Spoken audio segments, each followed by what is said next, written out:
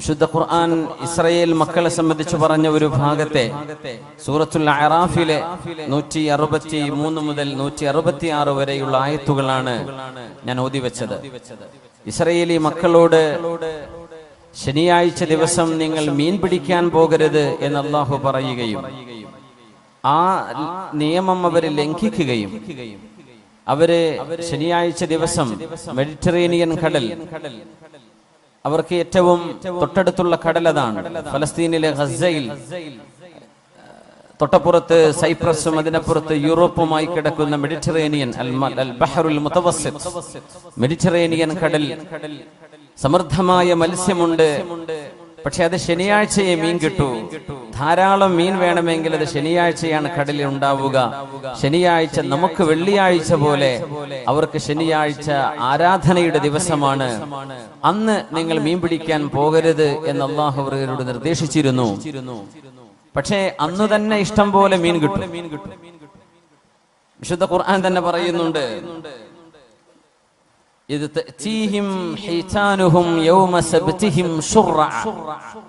ശനിയാഴ്ച ദിവസം ഇഷ്ടം പോലെ മീൻ ഉണ്ടാവും.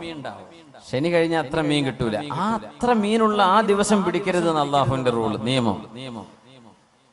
അതങ്ങനെയാണല്ലോ. നമുക്ക് ഹലാലായി ബിസിനസ് ചെയ്യുന്ന ഒരാൾക്ക് ഒരു പക്ഷേ വലിയ കാശൊന്നും ഉണ്ടാക്കാൻ പറ്റിയില്ല എന്ന് വരും.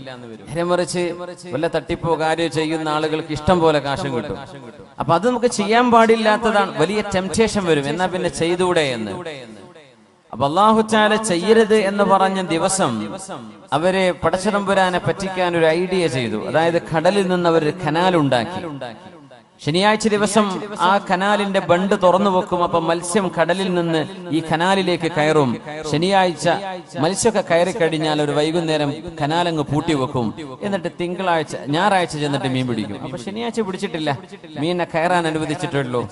മീനിനെ ഒരു ഒരു ഒരു ചതുരംഗത്തിലേക്ക് അല്ലെങ്കിൽ ഒരു ഭിത്തിയിലേക്ക്, നമ്മൾ വയലിലൊക്കെ കാണുന്ന പോലെ അടയാളപ്പെടുത്തിയ ബണ്ടുകളിലേക്ക് മത്സ്യത്തെ കടത്താൻ അനുവദിച്ച് പിന്നെ അതിന്റെ ബണ്ട് മൂടുകയാണ്. അവര് മീൻ പിടിച്ചോ? ഇല്ല. അവര് വല വീശിയിട്ടുണ്ടോ? ഇല്ല. അവര് ചൂണ്ടെറിഞ്ഞിട്ടുണ്ടോ? ഇല്ല. പക്ഷെ അവർക്ക് മീൻ കിട്ടുകയും ചെയ്തു. ഇതവർ അല്ലാഹുവിനെ പറ്റിക്കുകയായിരുന്നു. അപ്പൊ പ്രവാചകന്മാർ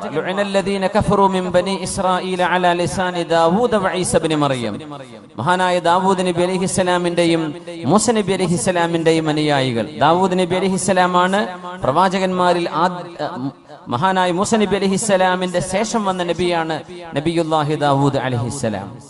ദാവൂദ് നബിയുടെ ഖബർ ഫലസ്തീനിലാണ്. ബൈത്തുൽ മുഖദ്ദസിൽ നിന്ന് നമുക്കൊരു 10 മിനിറ്റ് നടന്നാൽ ദാവൂദ് അലൈഹിസ്സലാമിന്റെ മഖാം സിയാറത്ത് ചെയ്യാൻ കഴിയും. അത് ജൂതന്മാരുടെ കസ്റ്റഡിയിലാണുള്ളത്. ജൂതന്മാരും സിയാറത്ത് ചെയ്യും, മുസ്ലിമീങ്ങളും ചൊല്ലും. ദാവൂദ് നബി അലൈഹിസ്സലാം അവിടെയാണ്. മൂസാ നബി അലൈഹിസ്സലാമും ബൈത്തുൽ മുഖദ്ദസിൽ നിന്ന്, ജെറൂസലേമിൽ നിന്ന് ഒരു 10-25-30 കിലോമീറ്ററിന്റെ ദൂരെ നമ്മൾ ചാവുകടലിലേക്ക് പോകുന്ന റൂട്ടിൽ വലതുഭാഗത്ത് മൂസാ നബി അലൈഹിസ്സലാമും അന്ത്യവിശ്രമം കൊള്ളുകയാണ്. ഈ രണ്ട് പ്രവാചകന്മാരുടെ നാക്കിലൂടെ ലുഇനല്ലദീന കഫറു മിൻ ബനി ഇസ്രായീല അലാ ലിസാനി ദാവൂദ വ ഈസ ഇബ്നു മറിയം, ദാവൂദ് നബിയുടെയും മൂസ നബി അലൈഹിസ്സലാമിന്റെയും നാക്കിലൂടെ അവിശ്വാസികളായ വലിയൊരു വിഭാഗം ബനു ഇസ്രായേലുകൾ ശപിക്കപ്പെട്ടു എന്ന് പരിശുദ്ധ ഖുർആൻ. അതിന് കാരണം പറഞ്ഞത്, ഈ മത്സ്യം പിടിച്ചപ്പോ ചില ആളുകൾ അവരോട് പറഞ്ഞു, കൂട്ടരെ ചെയ്യുന്നത് തെറ്റാണ്, നിങ്ങളിത് ചെയ്യല്ലേ. ഒരു വിഭാഗം മാത്രം അത് പറഞ്ഞു. വേറെ വിഭാഗം, നമ്മൾ എന്തിനാ ഗുണത്തിനും ദോഷത്തിനും, പിടിക്കുന്നവര് പിടിച്ചോട്ടെ, നമ്മൾ പിടിക്കാൻ പോകുന്നില്ലല്ലോ, നമ്മളതിന് യെസ് പറയാനും പോവണ്ട, നോ പറയാനും പോവണ്ട, അവരായിക്കോട്ടെ, നമ്മളൊന്നും മിണ്ടണ്ട എന്ന് പറഞ്ഞ് മിണ്ടാതിരുന്ന ഒരു വിഭാഗം. വേറെ ഒരു വിഭാഗം അവർക്ക് സപ്പോർട്ട് ചെയ്തു. നിങ്ങൾ ചെയ്തോളി മക്കളെ എന്ന് പറഞ്ഞ് സപ്പോർട്ട് ചെയ്തു. അള്ളാഹു ഈ ഒരു വിഭാഗത്തെയാണ് കുരങ്ങന്മാരാക്കി ശിക്ഷിച്ചത് എന്ന് വിശുദ്ധ ഖുർആൻ പറയുന്നു. ആ ശിക്ഷ വന്നപ്പോഴേ ഈ മൂന്ന് കൂട്ടരിൽ ഒരു വിഭാഗം എതിർത്തു ചെയ്യരുത് എന്ന് പറഞ്ഞു, ന്യൂനപക്ഷം. വേറൊരു വിഭാഗം അവരുടെ കൂടെ മീൻ പിടിച്ചു. വേറൊന്ന് ഒന്നും പറഞ്ഞില്ല, മിണ്ടില്ല. അത് അവരായിക്കോട്ടെ, എന്റെ മകനല്ലല്ലോ, എന്റെ കുട്ടിയല്ലല്ലോ, എന്റെ കുടുംബമല്ലല്ലോ, അത് ആരുടെയോ മക്കളല്ലേ, അവര് കഞ്ചാവടിച്ച് വീഴുന്നതിന് ഞാനെന്തിനു പറയണം, അവൻ കള്ളുകുടിക്കുന്നത് ഞാനെന്ത് പറയണം, അത് അവനല്ലേ, അവന്റെ മോളല്ലേ, എന്റേതല്ലല്ലോ എന്ന് പറഞ്ഞ് മിണ്ടാതിരിക്കുന്ന പോലെ ഒരു വിഭാഗം ആളുകൾ ഇതിനെതിരെ മിണ്ടാതിരുന്നപ്പോ അവരും മീൻ പിടിച്ചവരും സപ്പോർട്ട് ചെയ്തവരും ഈ ശിക്ഷയിൽ പെട്ടിട്ടുണ്ട്. രക്ഷപ്പെട്ടത് തിന്മ ചെയ്യരുത് എന്ന് പറഞ്ഞ ഒരു വിഭാഗം മാത്രമാണ് അള്ളാഹുവിന്റെ ശിക്ഷയിൽ നിന്ന് രക്ഷപ്പെട്ടത് എന്ന് വിശുദ്ധ ഖുർആൻ പഠിപ്പിച്ചിരിക്കുകയാണ്. അതുകൊണ്ടാണ് നമ്മുടെ ഇന്നത്തെ വിഷയം തിന്മകൾ കാണുമ്പോ തിന്മകൾക്കെതിരെ നിശബ്ദമായി നമ്മൾ മൗനം പാലിക്കുകയാണോ എന്നൊരു ചോദ്യം ഉന്നയിച്ചത്. ബിസ്മില്ലാഹിർ റഹ്മാനിർ റഹീം. മാ ലകും ലാ തർജൂന ലില്ലാഹി വഖാറാ വഖദ് ഖലഖകും അത്വാറാ ألم تروا كيف خلق الله 7 سماوات طباقا وجعل القمر فيهن نورا وجعل الشمس سراجا والله أنبتكم من الأرض نباتا. ശുദ്ധ ഖുർആൻ നൂഹ് നബി അലൈഹിസ്സലാമിന്റെ ഒരു ചോദ്യം. പ്രവാചകന്മാർ മുഴുവനും മനുഷ്യരിൽ തിന്മ കണ്ടപ്പോൾ തിന്മകളെ തിരുത്തി കൊടുത്തവരാണ്. തിന്മകൾ തിരുത്താൻ ആളില്ലാതെ വന്നാൽ പിന്നെ ആരത് തിരുത്തും? എല്ലാം പോലീസും പട്ടാളവും ഒരു നിയമം കയ്യിലെടുക്കണം എന്നല്ലേ ഈ പറയുന്നതിന്റെ അർത്ഥം? ഒരു തിന്മ കാണുമ്പോ അത് പോലീസുകാർ വന്ന് പിടിച്ചു കൊണ്ടുപോയിക്കോട്ടെ, നമ്മളൊന്ന് ഇടപെട്ട് അവരെ ഒന്ന് ഗുണദോഷിക്കുകയോ അവരെ ഒന്ന് ഉപദേശിക്കുകയോ ചെയ്യേണ്ട ബാധ്യത സത്യവിശ്വാസികൾക്കില്ലയോ? പ്രവാചകന്മാർ ചെയ്ത ദൗത്യമാണ്. നൂഹ് നബി ചോദിക്കുന്നു ജനങ്ങളോട്,